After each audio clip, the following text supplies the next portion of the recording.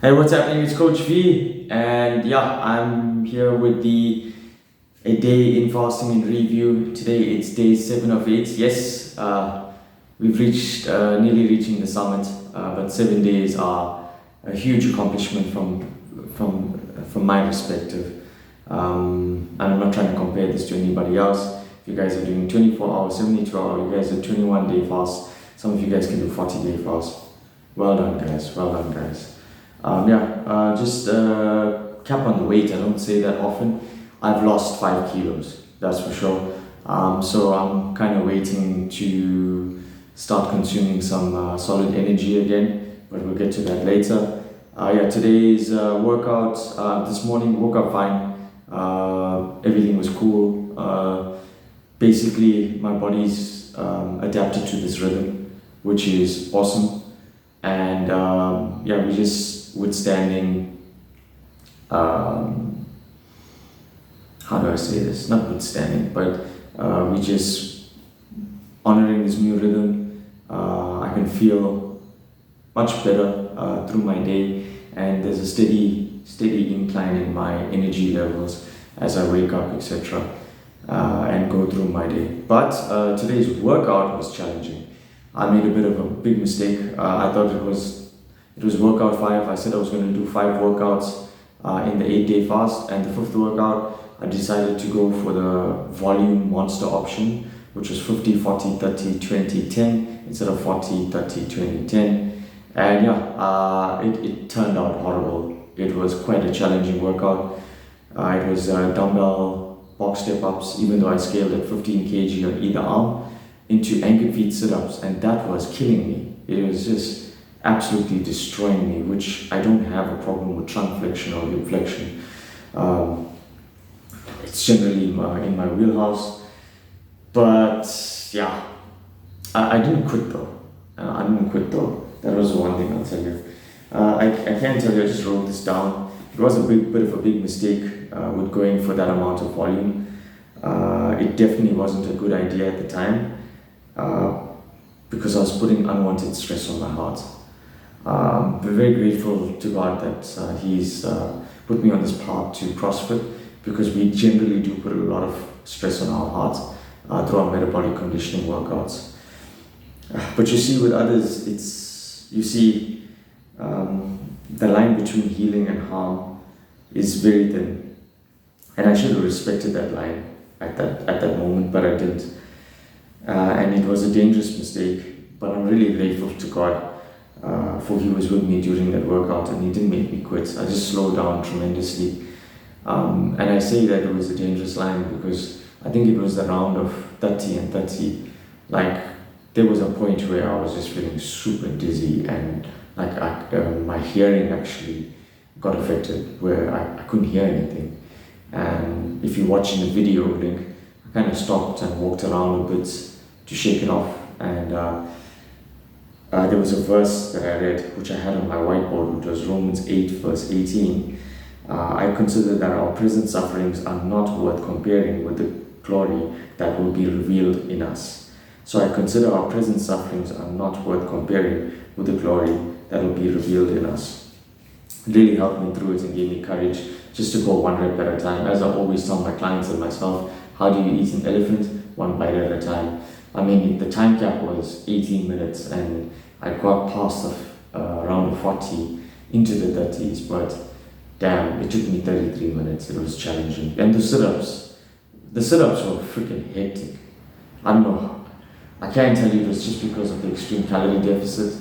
Like, there was no amount of energy that I had for my mitochondria to fire out, for muscles to contract and relax. But again, like I said, I got through it, and I'm happy about that. But talking about food, can't wait to eat food. I just wanted to bring this up. Listen, it's 7 days. I can tell you that I've reached the summit. The summit, I mean, my fat burning efficiency is high. Inflammation is at its lowest, or inflammation markers are at its lowest, and the autophagy is still running strong. Tomorrow, though, when I do break the fast, it needs to be very gentle, small portions and easily digestible food, but I need to also keep my water intake high, especially after I break my fast and into those next 2 days.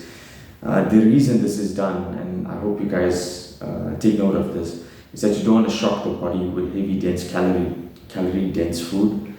Why? Because my digestive system has been asleep for 7 days. My enzymes are low and my gut lining is going to be very sensitive. And this is a dangerous mistake to make if you eat calorie dense foods, or large quantities of foods are unprocessed, highly processed foods, is because your insulin levels spike, your electrolytes rush into your cells, and it can cause damage to your organs. So remember this. The reason why I'm saying this is we're trying to restart our body as it transitions into this new phase of growth. So you really want to be gentle, eat softer foods, and start building yourself back, like getting that engine running again, warming it up, etc. And by that time you're going to be developing, because you're enlightened, etc. You're going to be aware of what you should be eating. You're going to have willpower not to eat that extra helping, or getting that, or rushing to get in a feed when you have a busy day. When you realize that, hey, I can withstand this. I've done this for 7 days in a row, and it's not a train smash if I do miss a meal. Yeah, so that was it. My word of the week. I'm not going to be long with this as well.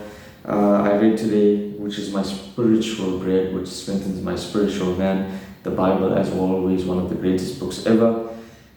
Jesus is Lord over them all. It's Mark 4:35-41. As evening came, Jesus said to his disciples, "Let's cross to the other side of the lake."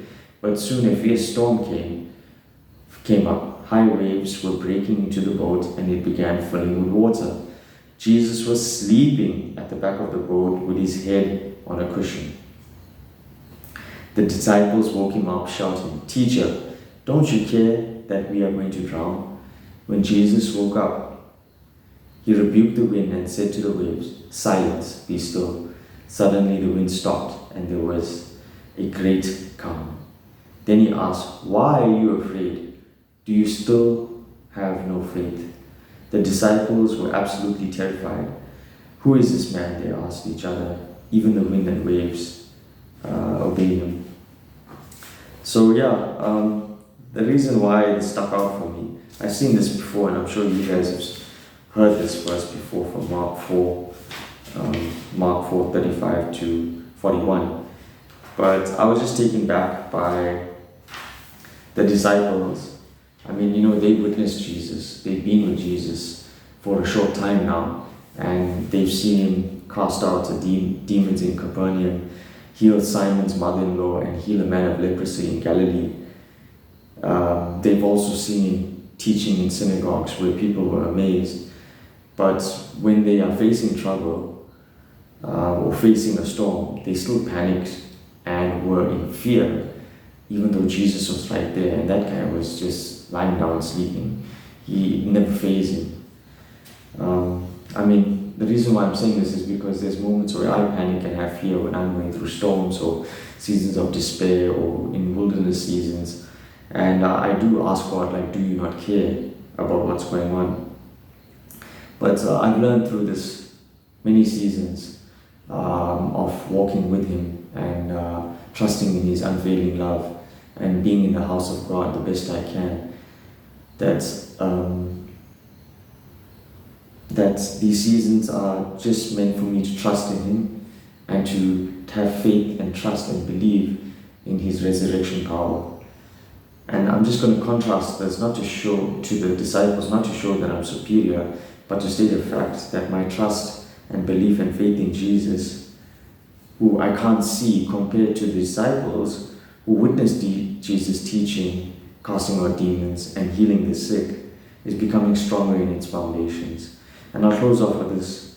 Foundations, as it says in Matthew, and these foundations, as it says in Matthew 7:24-25, anyone who listens to my teaching and follows it is wise, like a person who builds a house on a solid rock. Though rain comes, it torrents, and though flood waters rise, and the winds beat up against the house, it won't collapse because it's built on bedrock. So yeah,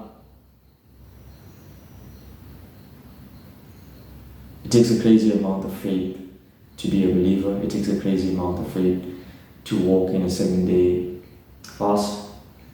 And I'm grateful to God who's with me in this fast.